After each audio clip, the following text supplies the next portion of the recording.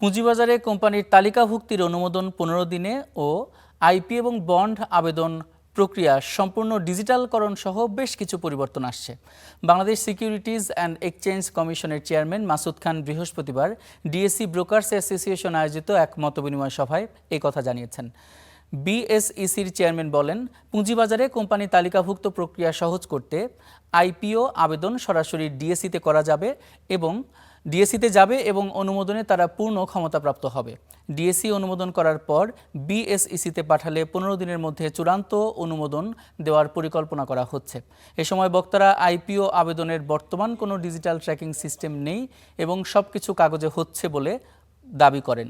কোন আবেদন কোন ডেস্কে আটকে আছে তা জানার জন্য একটি ট্র্যাকিং সিস্টেম চালু করা প্রয়োজন।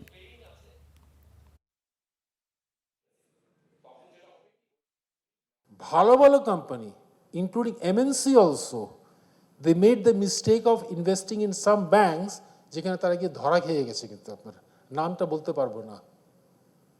এটা কিন্তু চেঞ্জ হতে যাচ্ছে, কিন্তু আমরা কিন্তু অলরেডি এটা কগনিসেন্স নিয়েছি কিন্তু, এবং ভবিষ্যতে আমরা কিন্তু এটা ট্র্যাক করবো কিন্তু, because the idea is that ultimately we have to encourage this funds to come to the market in a small way.